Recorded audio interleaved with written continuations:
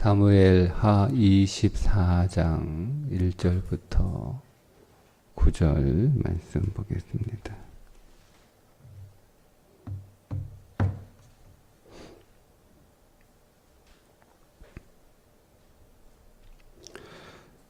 여호와께서 다시 이스라엘을 향하여 진노하사 그들을 치시려고 다윗을 격동시키사 가서 이스라엘과 유다의 인구를 조사하라 하신지라.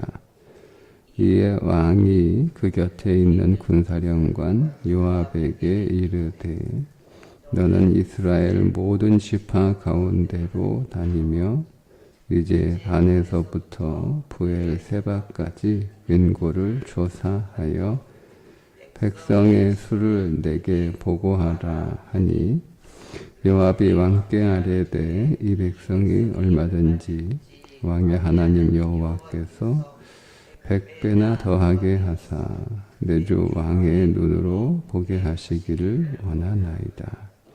그런데 내 주 왕은 어찌하여 이런 일을 기뻐하시나이까 하되 왕의 명령이 요압과 군대 사령관들을 재촉한지라. 요압과 사령관들이 이스라엘 인구를 조사하려고 왕 앞에서 물러나 요단을 건너 갓 골짜기 가운데 성읍 아르웰 오른쪽 곧 야셀 맞은 쪽에 이르러 장막을 치고 길르앗에 이르고 닷디무시 땅에 이르고 또 다나얀에 이르러서는 시돈으로 돌아 두루 견고한 성에 이르고 히윗 사람과 가나안 사람의 모든 성읍에 이르고 유다 남쪽으로 나와 브엘세바에 이르니라. 그들 무리가 국내를 두루 돌아 9달 20날 만에 예루살렘에 이르러 요압이 백성의 수를 왕께 보고하니 곧 이스라엘에서 칼을 빼는 담대한 자가 80만 명이요 유다 사람이 50만 명이었더라. 아멘. 사무엘하 마지막 24장은 다윗의 인구 조사로 사무엘하 전체 이야기가 끝을 내게 됩니다. 사무엘 24장의 결론에서 우리에게 전하는 메시지는 사무엘 전체에서 전하는 메시지와 동일하게 이스라엘에는 하나님이 계시다입니다. 그런데 24장의 그 마지막 내용은 다윗이 이스라엘에는 하나님이 계시지 않음을 두려워하는, 하나님이 계신데 더 이상 그 하나님을 의지하지 않는 다윗의 마지막 모습을 보여주고 있습니다.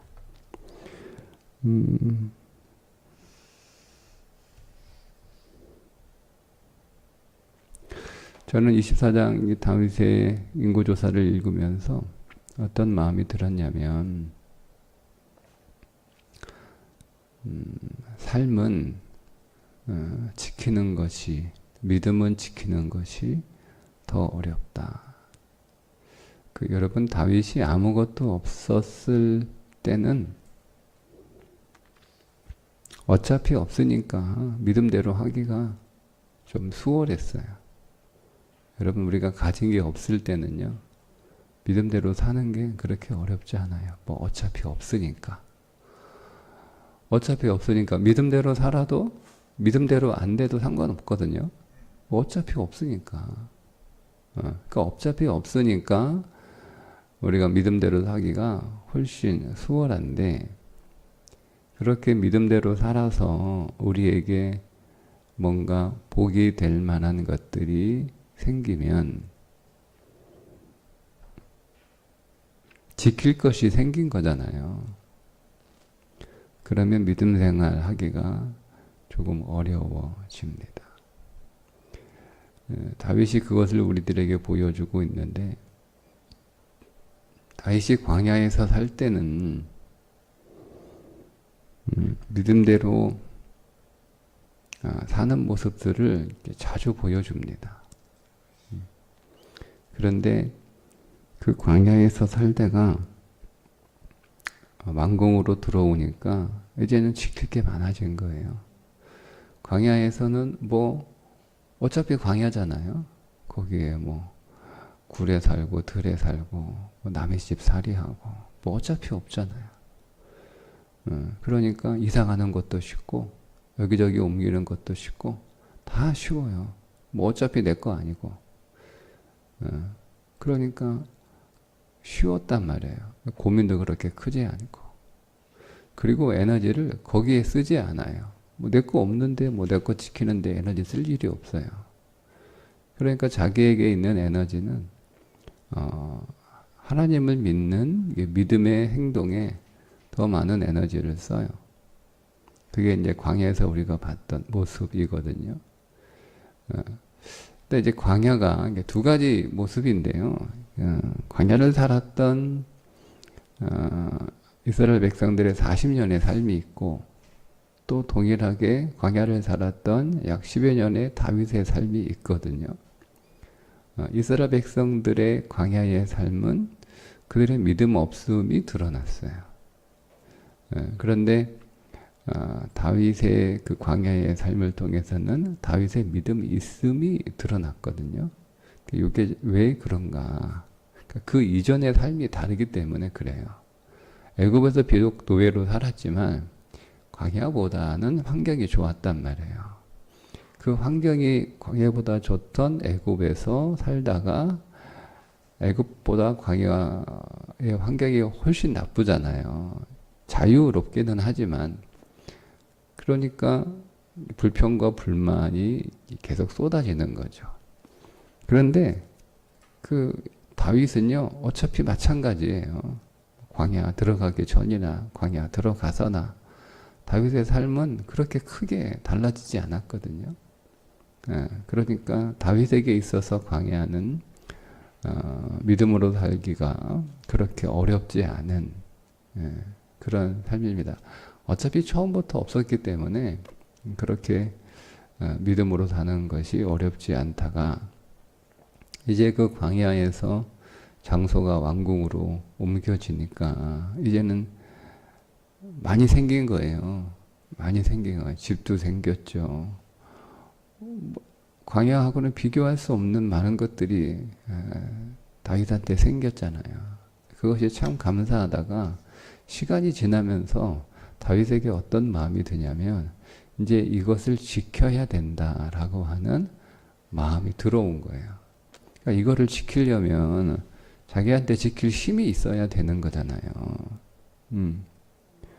그러니까 내가 이거를 지킬 수 있나, 지킬 수 없나, 내가 얼마나 지킬 수 있나, 내가 이거를 잘 지키려면 또 내가 얼마나 많은 힘을 가져야 되나, 그래서 내가 얼마나 더 힘을 키워야 되나, 뭐 이런저런 이유들로 인구조사를 하게 된 겁니다. 결국 이게 불신인 거예요. 불신. 저는 이렇게 다윗의 인구조사를 묵상을 하면서 문득 떠오른 한 사람의 고백이 기억이 났는데, 그게 욥의 고백입니다.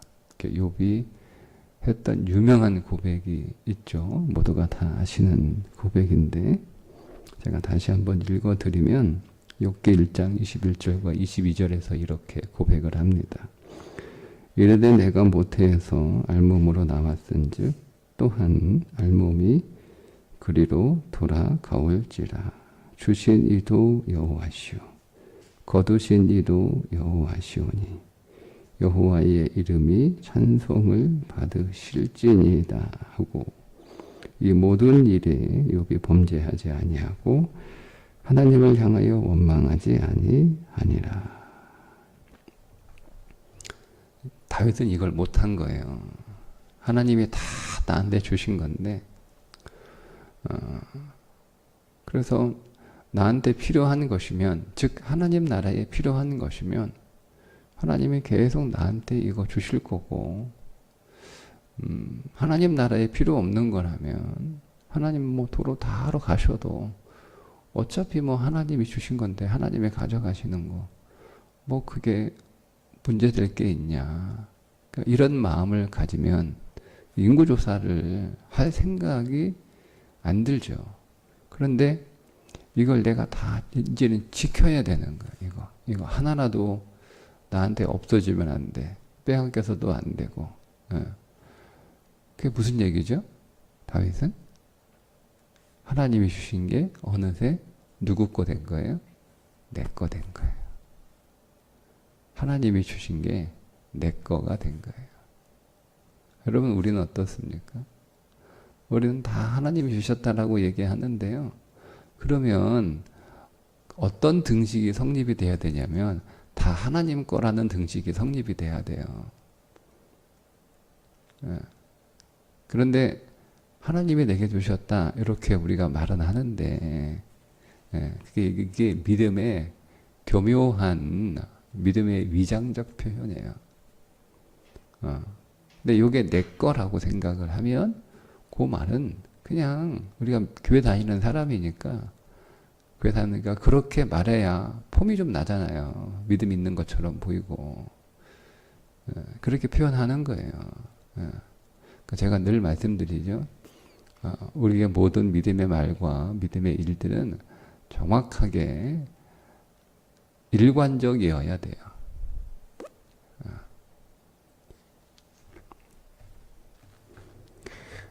믿음에는 내 것이 없다. 다 하나님 거다. 그러니까 하나님이 성경에서 그런 사건들을 몇 가지 이렇게 보여주시는데, 하나님이 줬다 가져가시는 사건들이 몇 개가 있어요. 그 대표적인 사건이 뭐죠? 그 이삭이잖아요. 하나님이 줬다 가져가는 거예요. 하나님이 줬잖아요. 다윗이 그 이삭을 아브라함이 사라하고 둘이 만들어서 낳았습니까? 하나님이 주신 거잖아요. 태가 끊어져서 아이를 낳을 수 없는 몸들이잖아요. 근데 하나님이 이삭을 주시잖아요. 아브라함한테 선물로. 그리고 나서 이삭 잘 크고 있는데 하나님이 이삭 달라고 하잖아요. 달라고. 그래서 아브라함이 하나님 앞에 드렸잖아요. 그거 하나님 건데 하나님이 주셨다가 또 하나님이 달라고 그러니까 하나님 드리면 되지. 하나님 건데. 하나님의 건데. 이게 아브라함의 믿음의 태도예요. 그러니까 내 건데 하나님이 달라고 하니까 아깝지만 주는 게 아니에요. 그 달라요, 여러분. 달라요. 그러니까 내 건데 하나님이 달라고 하니까 드리면 내 거 하나님한테 드렸다라고 하는 자기 공로가 있는 거예요. 근데 하나님이 나한테 주셨다가 이게 하나님 거거든요. 그 하나님 거니까 하나님이 또 달라고 하니까 주인이 달라고 하니까 내놔야죠. 안 그렇습니까? 여러분, 만약에 오늘 우리가 소작을 한다고 그래요. 소작. 땅을 빌려가지고 농사를 짓는 거 소작이잖아요. 그거 내 거 아니잖아요. 그죠? 예. 그렇게 열심히 이렇게 그 땅에서 소작을 하다가 어느 날 주인이 와가지고 이제 땅 좀 돌려주세요. 내가 쓸 일이 생겼습니다. 이제 이 땅 쓰지 마세요. 그러면 그동안 너무 감사합니다. 내가 잘 썼습니다. 고맙습니다.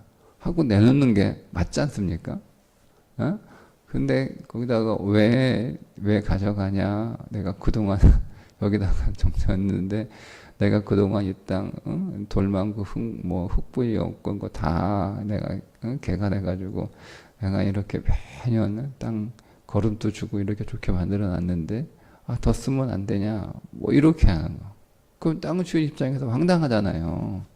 그동안 빌려준 건 온데간데 없고 이제는 자기가 그동안 사용했다고 자기 권리 주장하고 자기 목 얘기하고 뭐 하는 거 똑같은 거예요. 그런 거 하고. 그러니까 여러분은 우리가 하나님을 믿는다라고 하는 것, 하나님이 내 인생의 주권이라고 하는 것은 그분의 통치 아래 순종하는 것이고, 내 모든 소유가 이제 그분의 것이 되었다라고 하는, 아니 원래 그분의 것이었는데 그분의 것이다라고 하는 것을 우리가 인정하고 깨닫고, 그래서 그분의 것으로 우리가 알고 살아가는 거예요.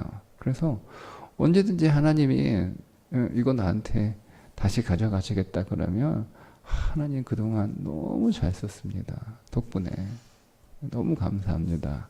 우리가 그런 마음을 늘 이렇게 생각하고 살아가면 마음 편해요. 겁날 거 없어요. 근데 그게 사실 쉽지 않죠. 사람은 본성이, 제가 늘 자주 말씀드리잖아요. 네. 우리가 내 것이 아닌데 뭔가 이렇게 좀 누리게 되면 나중에 그거를 내 것이냐 그렇게 권리를 주장하는 게 우리의 본성이다. 그 수냄 여인도 그런 경우잖아요. 수냄 여인 자식이 없었잖아요. 근데 엘리야를 잘 이렇게 섬기잖아요. 자기 집 방한칸도 마련해 놓고 엘리야 저녁 오고 갈 때요. 언제든지 꼭 오셔가지고, 이거 여기는 아무도 쓰지 않을 거니까 늘 비워둘 테니까 꼭 여기서 쉬었다 하시고, 묵상도 하시고 기도도 하시고 연구도 하시고 하세요. 너무 고마우니까 엘리야가 뭐가 필요하냐 한가 물어보니까 필요한 게 없어. 필요한 게 없어. 여기 보니까 자녀가 없네. 내가 그럼 자녀를 위해서 기도할게. 근데 아들이 생겼잖아요. 근데 이 아들이 죽었단 말이에요. 그러니까 여러분, 하나님이 주셨어요. 그 하나님이 또 가져가시는 거예요. 물론 결국 다시 살아나긴 했지만, 이런 사건들 성경에 종종 있거든요. 우리가 그걸 통해서 생각이 이 말씀하고 연관지어서 생각이 나는 거예요. 그래서 하나님이 때로는 주시고 가져가시는 거구나. 인생에 내 것은 없다. 하나님이 다 내게 주신 것이다. 근데 다윗은 그 부분에서 조금 약했던 거예요. 그러니까 하나님이 다윗을 마지막까지, 여러분 이게 다윗의 말년에 있었던 일인데요. 하나님의 다윗을 마지막까지 훈련시키는 거예요. 오늘 이제 본문하고 역대상에 있는, 역대하에 있는, 역대상에 있는 본문하고 조금 차이가 있거든요. 이렇게 두 곳을 읽어보면, 오늘 우리 본문은 여호와께서 다시 이스라엘을 향하여 진노하사 그들을 치시려고, 그러니까 지금 다윗이 문제가 아니고요. 다윗뿐만 아니라 이스라엘 전체가 하나님 보시기에 하나님이 정말 이렇게 진노할 만한 그런 상태의 삶을 살아가고 있어요. 근데 그게 백성들의 문제일 뿐만 아니라 왕도 그렇고, 왕이 그러니까 백성도 그렇고, 백성이 그러니까 왕도 그렇다, 이런 이제 의미거든요. 그래서 하나님이 다윗을 격동시키사 이스라엘과 유다의 인구를 조사하게 하라. 그러니까 이 인구 조사하게 시킨 게 하나님인 것처럼 우리가 기록이 됐거든요. 근데 역대상은 그렇게 기록되어 있지 않죠. 역대상은 21장 1절에 사탄이 일어나 이스라엘을 대적하고 다윗을 격동하여, 이렇게 기록되어 있어요.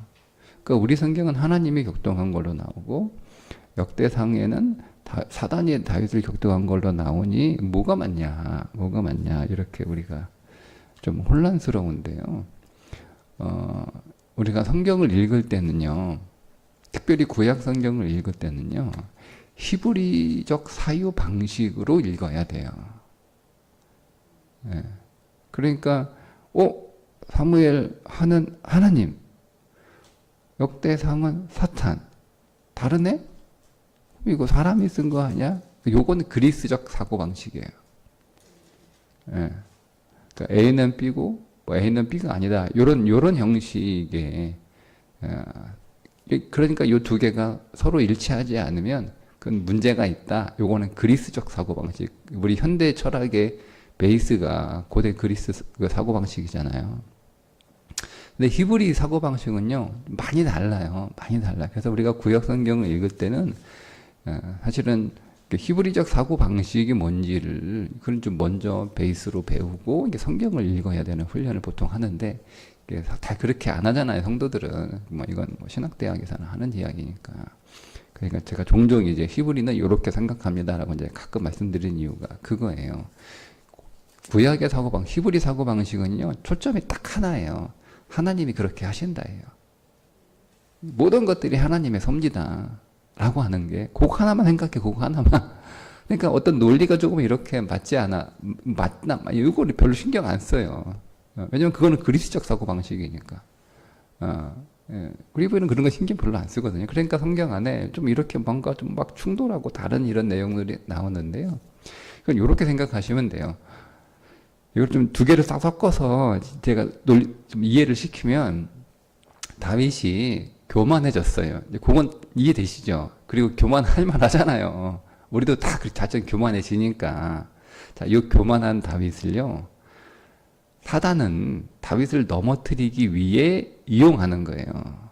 하나님은 다윗의 교만을 다윗을 더 온전하게 만들기 위해 훈련시키는 거예요. 요 차이예요. 예. 여러분, 그러니까 이거를 우리가 잘 알면 우리 안에 교만 혹은 우리 안에 문제, 뭐 우리 안에 어떤 실패, 우리 안에 어떤 허물, 이런 것들이 우리 안에 있잖아요. 우리도 사실 교만하잖아요. 예. 그러니까 여러분, 이것을 사단은 나를 파괴하기 위해서 요걸 이용하는 거거든요.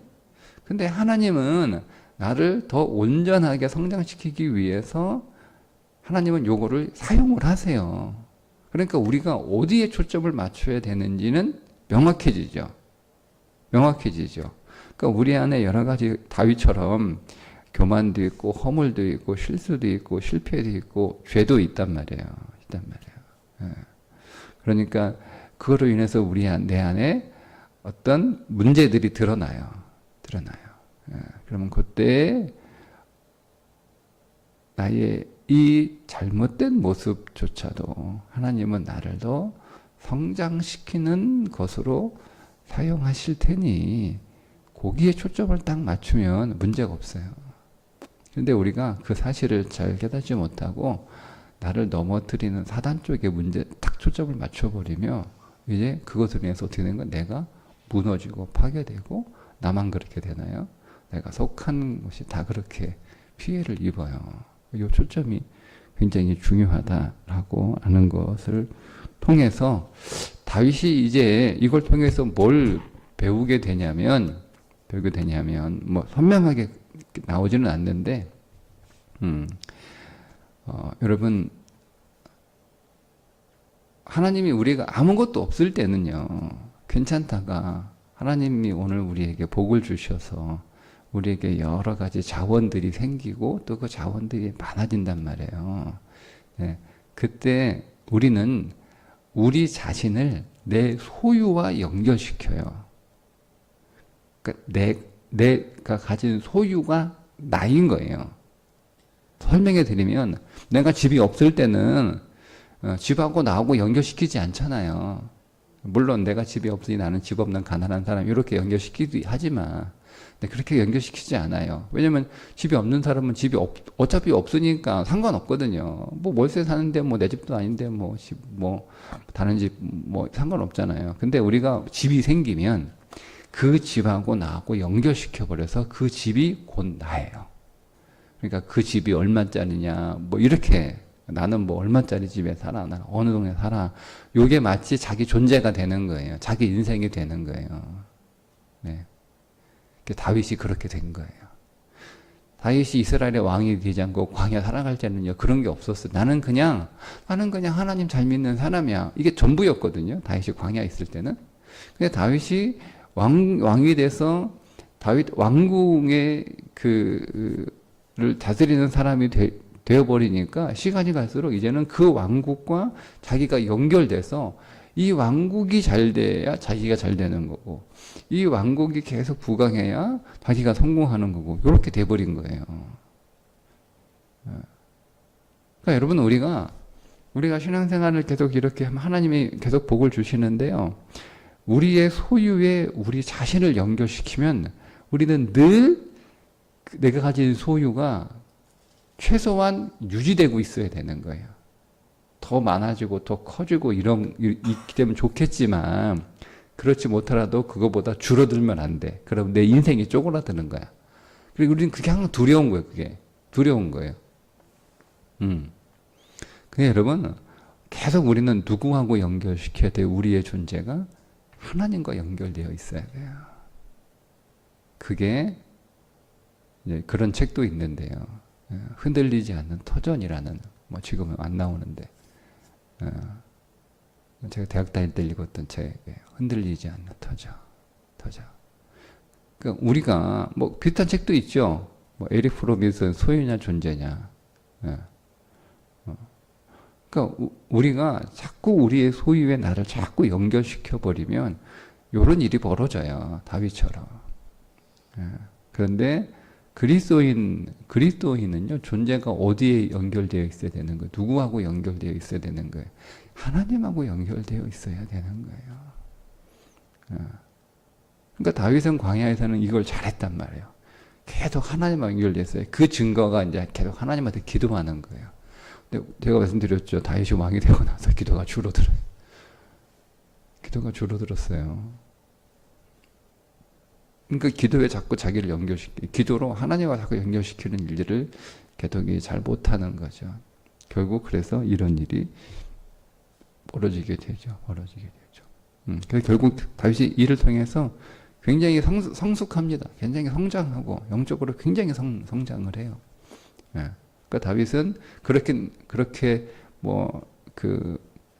하나님 앞에 결국 인생 노년에도 믿음 없음이 드러나긴 하지만, 그래도 다윗은 그래도 이걸 통해서 하나님 자신을 단련시키는 하나님께 그래도 방향을 잘 잡아서 더 온전해지게 되는 결과를 갖게 되는 거죠.